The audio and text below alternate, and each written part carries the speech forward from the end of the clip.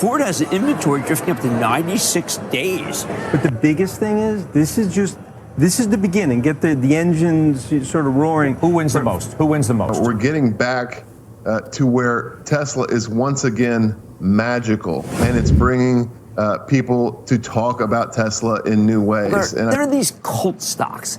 These are stocks where what's happening at the company and what's happening in the stock are two very different animals. All that and more. So let's get to it. Yeah, it's been a pretty busy morning. I woke up today and my car was better than it was yesterday. Panda has received version 13 of FSD. After we get done here, I'm going out immediately to send Chewbacca to the dog park, not only to stretch his legs, but to test out the new version.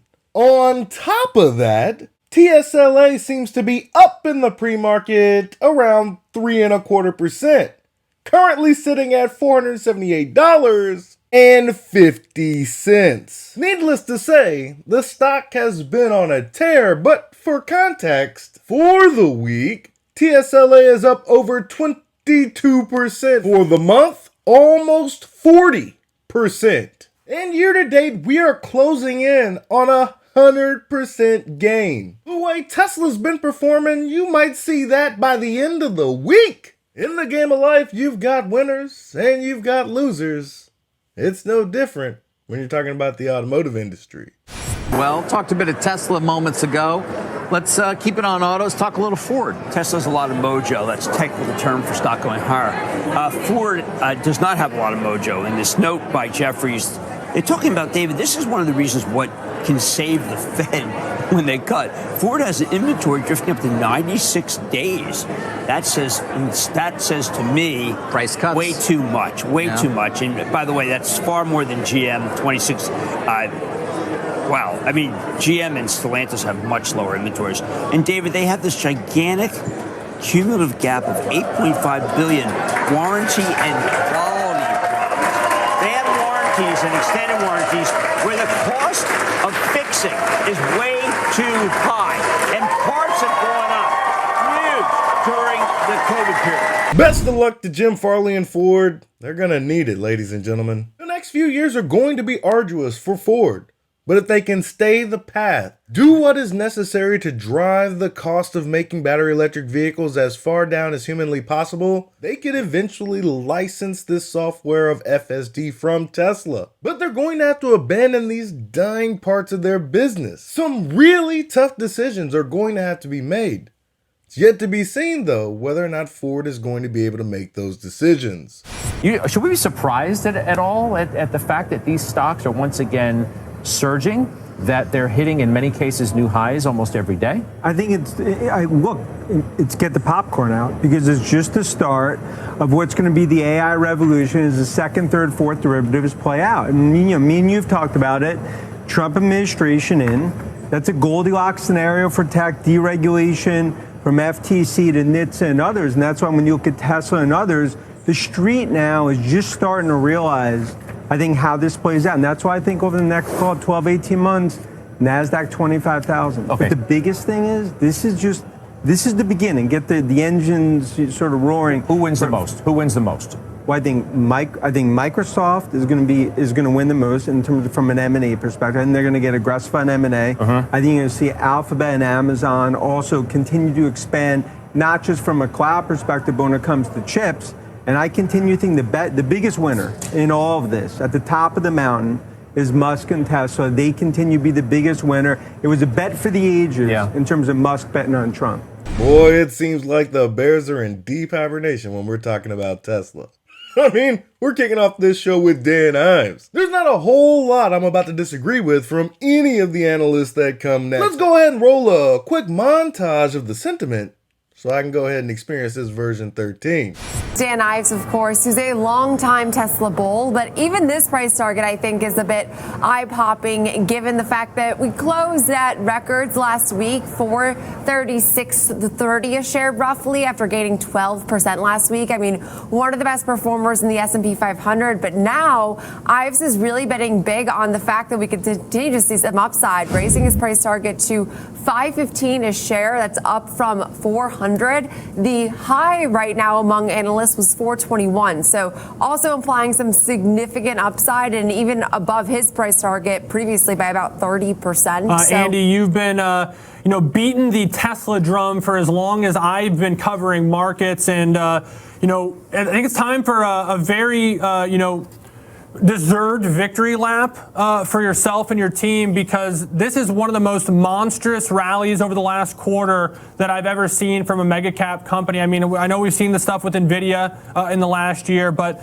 Tesla's not only come back from the dead, if you could call its kind of hibernation over the last few years that, but it's left those previous levels in the dust. It's almost $460 a share now. This is just a absolutely monstrous rally. The company is now in a position to get all of the naysayers out of the way, which supposedly Tesla was too politically charged. Elon Musk was too politically charged. He was driving customers away. Well, like Folio data shows that the opposite has happened. Yes, some customers, I'm sure, will never buy anything Elon Musk produces, but that's a very small but loud contingent. And like Folio data is showing that year over year, the customer happiness level for Tesla has improved by 10%. That consumer interest, if you look at web visits, is at an all-time high. And third, and I think most striking, is that those comments that we're seeing, that activity that we're seeing, is becoming more emotionally charged. And I'm talking about emotionally charged not from a political spectrum point of view, but from the emotive ways that people are talking about their experience with the products, with full self-driving, with smart summon technology.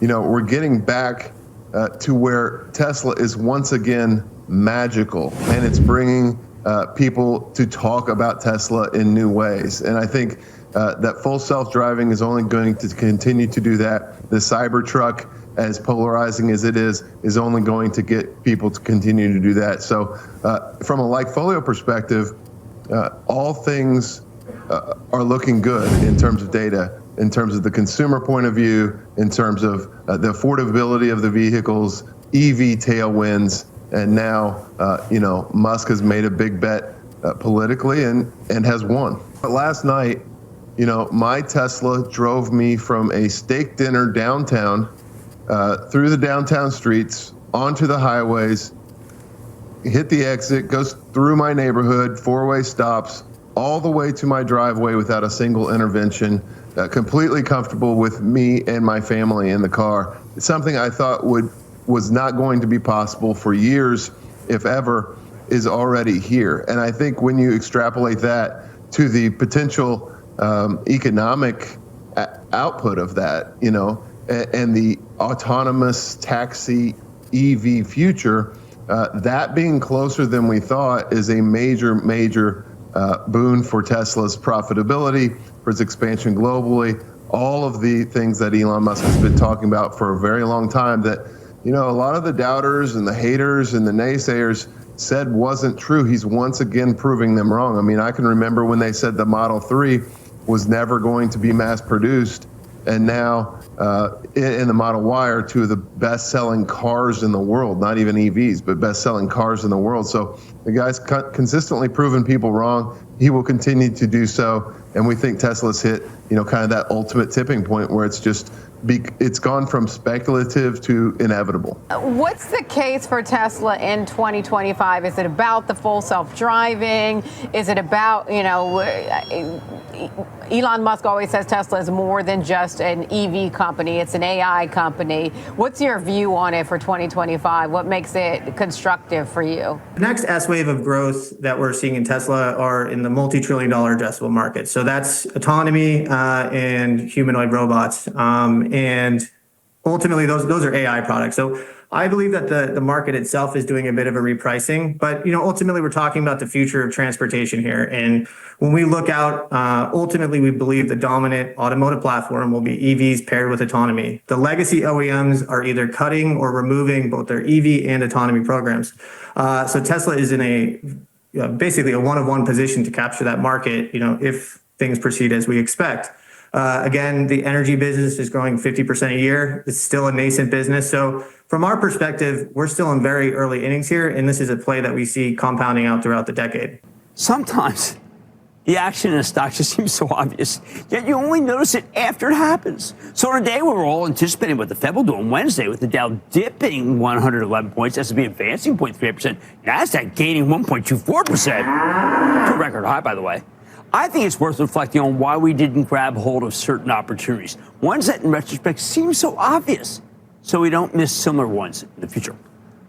The first mistake we made, and I am speaking collectively, was in truly believing that the fundamentals always matter.